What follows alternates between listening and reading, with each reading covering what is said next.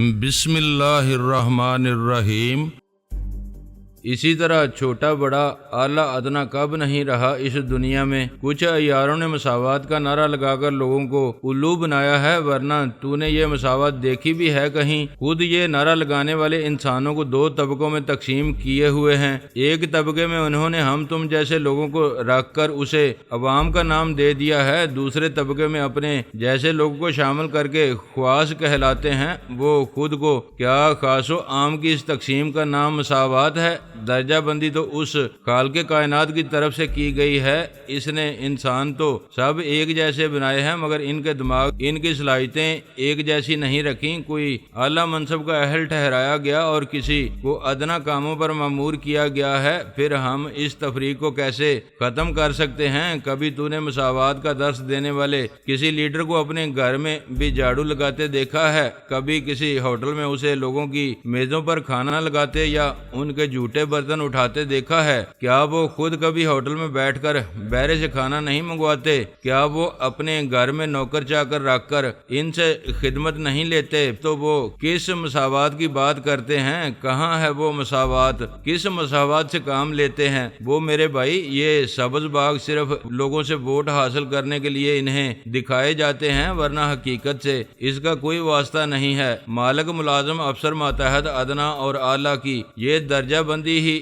اس دنیا کے نظام کو چلا رہی ہے۔ اسے ختم کر دیا گیا تو یہ عمارت کس بنیاد پر کھڑی رہ سکے گی؟ کس طرح چل سکے گی؟ یہ نظام دنیا چھوٹے کو بڑے کا لحاظ نہ رہے، کمزور کو طاقتور کا خوف نہ رہے تو یہ انسان درندہ نہیں بن جائے گا۔ وہ بڑے جوشیلے انداز میں تقریر کرنے لگا تھا، اگر بہرا کھانا لے کر نہ آ جاتا تو اس کی زبان کو بریک لگانا مشکل ہی تھا۔ کھانا میز پر چن دیا گیا تو میں نے اس سے کہا، اب بس کر بھائی، کسی اور وقت کے لیے اٹھا رکھ اپنی باقی تقریر اور کھانا کھا کر جلدی سے چلنے والی بات کر۔ ان باتوں میں الجھنے کے لیے ابھی وقت نہیں ہے ہمارے پاس۔ ٹھیک ہے، کھانا کھاؤ جلدی سے۔ وہ کھانے کے طرف ہاتھ بڑھاتے ہوئے بولا، ایسی باتیں نہ کیا کر مجھ سے بڑے بھائی، میرے لیے انہیں برداشت کرنا بہت مشکل ہو جاتا ہے۔ گرا سی لگا دیتی ہیں میرے اندر یہ منافقوں اور عیاروں کی باتیں۔ چل ٹھیک ہے یار، دفع کر، لعنت بھیج اب اس پر،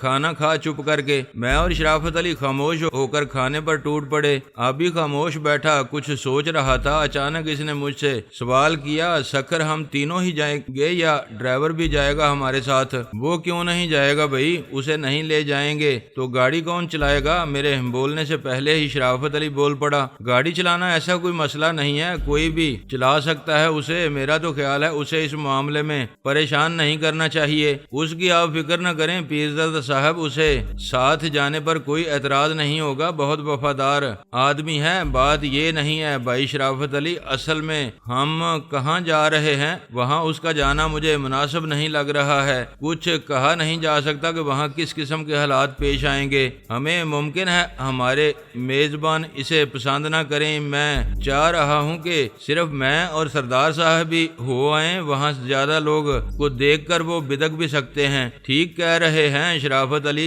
یہ پیرزادہ صاحب، ان کی بات مان لینا چاہیے ہمیں۔ میں نے آبی کی تائید کی۔ بہت اچھا بھائی، اگر آپ دونوں ہی متفق ہیں اس بات پر تو پھر ٹھیک ہے، میں اسے یہیں سے واپس کر دوں گا۔ کھانا کھا کر ہم باہر نکلے تو شرافت علی کا ڈرائیور کار کے ساتھ وہاں موجود تھا۔ ہمیں دیکھ کر وہ جلدی سے گاڑی میں سے اترا اور ہمارے لیے عقبی نشست کا دروازہ کھول کر کھڑا ہو گیا۔ میں نے شرافت علی کے ساتھ عقبی نشست میں بیٹھتے ہوئے آبی سے کہا، بھائی پیرزادے ذرا سی زحمت کر لیں، یہ ڈرائیور کی خالی سیٹ آپ سنبھال لیں۔ واہ بیٹے، جواب نہیں ہے تیرا بھی شرافت علی، ساتھ بیٹھ کر تجھ پر بھی شرافت کا سایہ ہو گیا ہے۔ وہ گھوم کر ڈرائیور کی سیٹ کی طرف بڑھتے ہوئے بولا، اچھی بات ہے، یہ تیری زبان کا چال چلن تو بدلا کسی طرح، اللہ نے چاہا تو تیرا چلن بدل جائے گا۔ شرافت علی نے زوردار کہا لگایا، بہت خوب پیرزادہ صاحب، جی خوش کر دیا اس وقت تو آپ نے، ماشاءاللہ، بڑے زندہ دل آدمی ہیں آپ،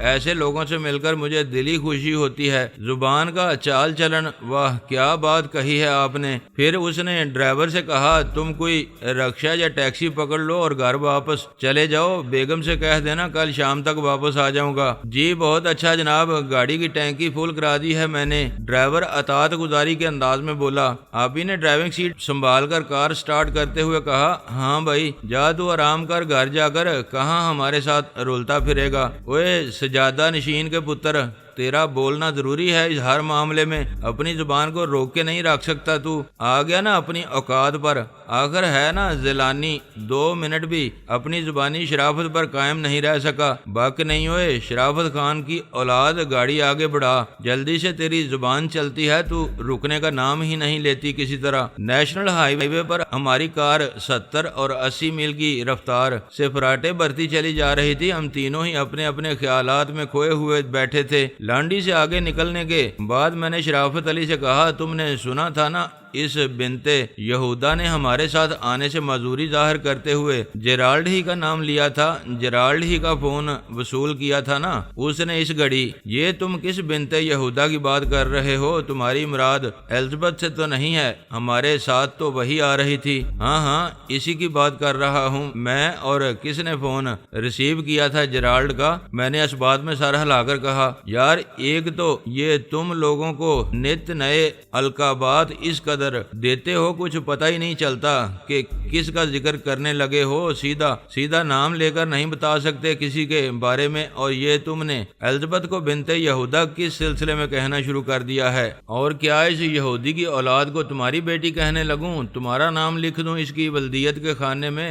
بولو منظور ہے؟ یہودی کی اولاد، یہ کیا کہہ رہے ہو تم؟ کس نے بتایا ہے تمہیں کہ الزبتھ کسی یہودی کی اولاد ہے؟ شرافت علی نے حیرانی سے پوچھا۔ تم نہیں جانتے نا یہ بات، پھر بھی دعویٰ کرتے ہو کہ تم ان لوگوں سے اچھی طرح واقف ہو؟ میرے بھائی تجھے اندازہ ہی نہیں کچھ ان لوگوں کے بارے میں۔ مجھے بھی اگر یہ لوگ امریکہ نہ اٹھا لے گئے ہوتے تو میں بھی زندگی بھر ان کی حقیقت نہ جان سکتا۔ اس اعتبار سے تو انہوں نے مجھے امریکہ لے جا کر نیکی ہی کی ہے میرے ساتھ۔ ایسے راز ہائے سربستہ کا اظہار ہوا ہے وہاں مجھ پر کہ یہاں رہ کر کبھی اس کا تصور بھی نہیں کیا جا سکتا تھا۔ بالکل کایا پلٹ کر دی ہے انہوں نے میری وہاں لے جا کر۔ اوے یہ کیا سن رہا ہوں میں؟ امریکہ تک ہو آیا ہے تو؟ اس دوران کیا اس ڈاکٹر دمن کے پیچھے وہاں گیا تھا تو؟ ابھی بولا، نہیں یار، اس ذلیل دمن کے آدمیوں نے مجھے باندھ کر پارسل کر دیا تھا یہاں سے، ہیروین بھر کے لے گئے وہ میرے اندر۔ اس کی حیرت دیدنی تھی۔ اس نے اپنے سامنے لگے آئینے میں مجھے دیکھتے ہوئے کہا، کیا کہہ رہا ہے میرے یار؟ کسی مل کی تیار کردہ بوری تو نہیں ہے تو کہ وہ تیرے اندر ہیروین جیسی گلیز شے بھر کے لے گئے اور تو نے بھر لینے دی انہیں خاموشی سے؟ ہاں بھائی ایسا ہی ہو گیا تھا۔ میں اس سمے جھوٹ کی بوری ہی بن گیا تھا، اس گھڑی اس قابل ہی نہیں چھوڑا تھا انہوں نے مجھے کوئی مدافعت کر سکتا، میں ایسا ہی بے دست و پاک کر کے ڈال رکھا تھا انہوں نے مجھے۔ بڑی کتی شے ہے یار یہ لوگ، عجیب بات ہے یار۔ اس بار تو یہ دنیا کچھ بدلی نظر آ رہی ہے مجھے۔ تو بھی مجھے وہ جیلانی نہیں لگتا ہے اب۔ جن حالات سے میں گزرا ہوں اس دوران اور جیسے جیسے انکشافات مجھ پر ہوئے ہیں، اس کے بعد میری سوچ کا رخ بدل گیا ہے۔ ابھی یہ ٹھیک ہے کہا ہے تو نے، میں بہت بدل گیا ہوں۔ پہلے کوئی منزل نہیں تھی میری، کوئی مقصد نہیں تھا زندہ رہنے کے لیے، بس ہواؤں کے دوش پر اڑتا پھر رہا تھا میں۔ وہ جدھر لے جاتی تھی دوڑا چلا جاتا تھا، صرف ایک آسیہ ہی مرکز نگاہ تھی، اسی کی خاطر خرابات کی اس دلدل میں اترا تھا اور اتنا دنستا چلا گیا تھا کہ باہر نکلنے کی کوئی تدبیر کارگر نہیں تھی۔ شکر ہے اس سونے رب کا جس ڈاکٹر دمن کے ہاتھوں میں برباد ہو کر اپنی راہ گم کر بیٹھا تھا، اسی دمن کے ذریعے سے میرے رب نے مجھے سیدھی راہ بھی دکھا دی۔ میری منزل جو خرابات میں گم ہو گئی تھی اب نظر آنے لگی ہے۔ پھر میں نے اسے سب کچھ پوری تفصیل کے ساتھ بتا دیا، وہ تمام حالات جن سے میں اس دوران دو چار رہا تھا اس کے گوش گزار کر دیے۔ ایسا میں نے اس لیے کیا تھا کہ اس وقت کے ایک تو ہمارے پاس اس طویل سفر میں بیزاری سے بچنے کا کوئی اور ذریعہ نہیں تھا، خاموش بیٹھے بیٹھے اکتاہٹ کا شکار ہو جاتے ہم لوگ۔ میری اس داستان کے دوران کافی راستہ طے ہو گیا اور ہمیں اس کا بالکل احساس نہ ہو سکا تھا۔ دوسرے میں یہ بھی چاہتا تھا کہ یہ ساری باتیں شرافت علی کو بھی معلوم ہو جائیں تاکہ وہ یہ اچھی طرح جان لے کہ جن لوگوں کے لیے وہ اب تک کام کرتا رہا ہے ان کے عزائم کیا ہیں اور نادانستگی میں وہ اسی شاخ کو کاٹ رہا ہے جس پر اس نے اپنا آشیانہ بنا رکھا ہے۔ میں نے اس میں زندگی کی حرارت محسوس کی تھی، اسے ضمیر کی چبھن سے بے چین ہوتے دیکھا تھا۔ تھا، اس لیے مجھے یہ یقین تھا کہ حالات کا صحیح علم ہونے کے بعد وہ ضرور تائب ہو جائے گا۔ اس کا ضمیر ابھی مرا نہیں تھا، اس کے مصائب اور ضرورتوں نے اسے تھپک تھپک کر سلا دیا تھا، اور جب آدمی کا ضمیر زندہ ہو تو وہ کسی وقت بھی راہ راست اختیار کر سکتا ہے، بس ذرا اسے جگانے کے لیے جدوجہد کرنا پڑتی ہے تھوڑی سی، اور میں نے اس شرافت علی کے سلسلے میں اپنی سی کوشش کر ڈالی تھی۔ میرا خیال تھا اگر وہ خلوص دل اور نیک نیتی سے میرا ساتھ دینے کے لیے آمادہ ہو جائے تو ہم زیادہ آسانی کے ساتھ یہاں موجود یہودی ایجنٹوں کا خاتمہ کر سکیں گے۔ آبی اور شرافت علی دونوں ہی حیرت سے گنگ ہو کر رہ گئے تھے، ان کی زبانیں ساتھ نہیں دے رہی تھیں۔ ان کا پوری کہانی سننے کے دوران ان میں سے کسی نے بھی کوئی سوال تک نہیں کیا تھا، حیرت سے آنکھیں پھاڑے خاموش بیٹھے بس سنتے ہی رہے تھے۔ میں خاموش ہوا تو آبی نے کار کو سڑک کے ایک کنارے لگا کر روک دیا۔ میں نے پوچھا کیا بات ہے کار کیوں روک دی تم نے؟ چپ کر جا یار، ہولناک باتیں بتائی ہیں تو نے، رونگٹے کھڑے کر دیے ہیں میرا پورا بدن پسینے میں شرابور ہو رہا ہے، اسٹیئرنگ سنبھالے رکھنا مشکل ہو گیا ہے، بار بار پھر جا رہا ہے ہاتھ سے۔ آبی نے رومال سے ہاتھ صاف کرتے ہوئے کہا مجھے حیرت اس بات پر ہے کہ ایسے خوفناک ناگ لوگوں کے درمیان تیرے ہوش و حواس کس طرح قائم رہے جیلانی۔ چھوٹے موٹے پولیس مقابلے قتل اور ڈاکے اور چیز ہیں، ان میں نہ ذہانت کی زیادہ ضرورت ہوتی ہے نہ منصوبہ بندی کی، بس جہاں جو داؤ چل گیا استعمال کر دیا، مگر ایسے تربیت یافتہ منظم اور جہاندیدہ لوگوں کے مقابلے کے لیے تو بڑی سوجھ بوجھ درکار ہوتی ہے۔ کس طرح ڈاج دینے میں کامیاب ہو گیا تو انہیں؟ کون سی گدڑ سنگھی سنگائی تھی تو نے انہیں کہ نہ صرف وہ تیری آزادی پر آمادہ ہو گئے بلکہ اپنی اتنی اہم کارکن بھی ساتھ کر دی تیرے؟ یہ سب میرے سونے رب کی مہربانی سے ہو گیا ہے۔ ابھی میری نا تجربے کاری اور اناڑی پن ہی ضامن بن گئے تھے میرے، وہ مجھے تربیت کے مراحل سے گزار کر اپنے سانچے میں ڈالنے کی آرزو میں مات کھا گئے مجھ سے۔ سچی بات تو یہ ہے یار جی کہ خدا کو میری بہتری منظور تھی جو اس نے میرے لیے گریگری کو فرشتہ رحمت بنا کر بھیج دیا تھا۔ اگر وہ مجھے نہ ملا ہوتا اور اس نے میرے سامنے ان کا کچا چھٹا نہ رکھ دیا ہوتا تو انہوں نے اندھیرے میں رکھ کر اس الزبتھ کی زلفوں میں بری طرح جکڑ دیا تھا مجھے۔ جس انداز سے وہ آ ٹکرائی تھی مجھ سے اور جس معصومانہ انداز میں اس نے جال ڈالا تھا مجھ پر، اس سے بچاؤ کسی طرح ممکن نہیں تھا میرے لیے۔ ہاں یہ اللہ نے بڑا کرم کیا ہے ہم سب پر جیلانی۔ میں نے تو سوچا بھی نہیں تھا کبھی کہ جسے میں ایک معمولی سا منشیات کی اسمگلنگ کا کام سمجھ کر ملوث ہو گیا ہوں، اس کے پس پردہ اتنا خوفناک اور تباہ کن منصوبہ پایا تکمیل کو پہنچایا جا رہا ہے۔ کیسی ذلیل قوم ہے یہ، اپنی برتری کے لیے ساری دنیا کو تباہ کرنے کے لیے تیار ہو گئی ہے۔ ایسے سیاہ دل ہوتے ہیں یہودی، شرافت علی نے کہا۔